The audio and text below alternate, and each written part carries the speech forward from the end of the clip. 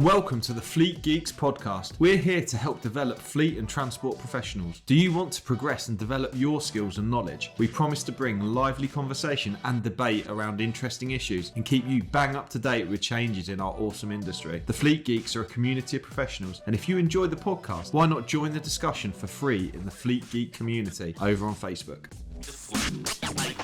Oh, shit. Yeah, that's a red light if I've ever seen one. There we go. It is rolling, mate. It's rolling. It is rolling. Good, mate. Good. We're coming into this one, and we're looking to talk about Driver CPC repeat courses, the old bane of a trainer's life. There's nothing worse than turning up to train someone and them go, "Oh, I only learnt this 2 weeks ago," or "Oh God." We've got a big disclaimer at the beginning of our courses now about not duplicating, haven't we? Yeah, it is. I mean, to be fair, it's one of the more sensible decisions that whether this came from the DFT or DVSA, I'm not sure. I mean, they are one and the same thing, to be fair, aren't they? But yeah, I don't know how long ago, probably 18 months now ago, they said that when it was still Jout who were looking after Driver CPC, they said something that I think the industry had been saying all the way along, and that's a driver can't repeat a course within that 5-year window. Bloody right and all. Absolutely. Bloody right and all. So there are some mitigations, yes, I think, aren't there? There has been some common sense applied to it, and I get the odd question from people about it, but I think it's absolutely the right thing to do. You know, I remember when we first started training, and we had guys turn up for first aid training 3 times on the bounce in about 3 months. A doctor by the end of it. Yeah. Yeah. Still couldn't give mouth to mouth. Yeah. All the thought. Yeah. So we did get that early on. I mean, I do remember doing courses years ago when it first came out. You know, you'd see the same face turn up the following day and the following day, and it was hard work for a trainer, but it was even harder work for the poor delegates. So thankfully, that's now a thing of the past. But it hinges on something called the CRS number. So when we register, when anybody registers as a course provider, a training centre, the courses that we register are given CRS numbers, and it's the repeat of those CRS numbers that's not allowed. Having said that, good operators, good employers will probably not just be looking at the CRS number, but the content. Because you're going to get value out of a CPC if you put the effort into it. I was going to say, I think you've just alluded to a potential loophole in the system, which people may pick up on, and that loophole is essentially if a CRS number is different. To be fair, I don't actually know. I wonder if that is something, but that would certainly be the first indicator for the computer when it's looking for duplicated courses on somebody's record. It's looking for a duplication of the CRS number. Now, I do want to reassure some people who are listening, if they train, particularly with Flagship, we have what's called a modular CRS number. So we have a range of courses all under one CRS number because it's modular, almost like the old Woolies pick and mix. Yeah. There you go, I'm showing my age there, aren't I? Blimey, yeah. I remember going never trust a Woolies pick and mix, how many people have picked them up? Yeah. But obviously they're like a pick and mix, so people are able to repeat that CRS number and it doesn't necessarily flag. But obviously, there's some considerations to be had. Particularly driver's hours is one of them. I think there's many drivers who probably need driver's hours more regularly than every 5 years, particularly if there's a change of role or something like that. Because I think what drivers tend to do is they go on a driver's hours course, they think about what's relevant to them, and then they kind of, that's kind of stuck in their role then. What do they need to do to mitigate their risk of infringement? But if they change role, then obviously that risk changes, doesn't it, depending on the type of work they're doing.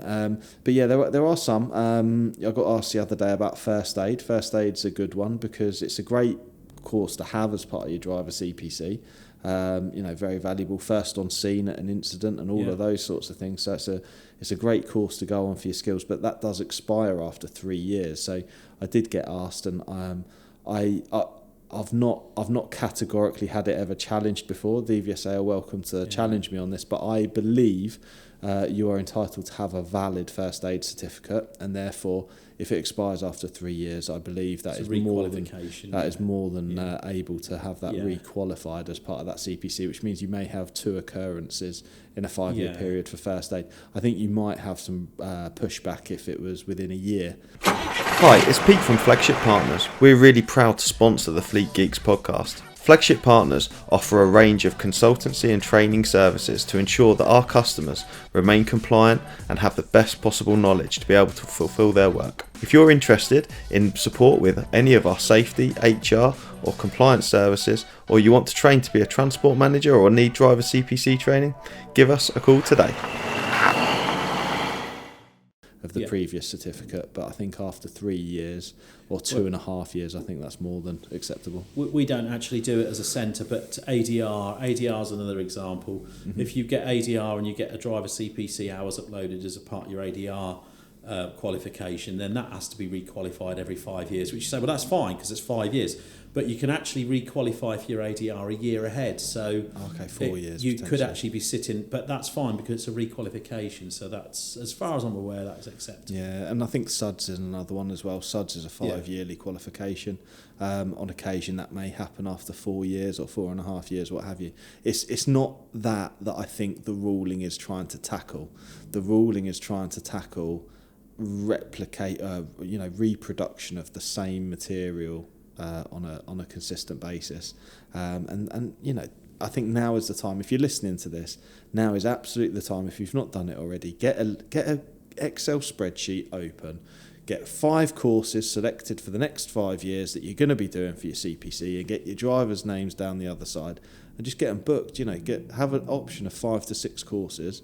And just make sure that everyone gets to do each course. Yeah. It's really as simple as that. You know, what applies best to the role of the driver in your business, and be proactive about making sure that they're booked. You can get the good. It's not. I mean, a lot of operators, as we know, use this. It's just a tick box exercise.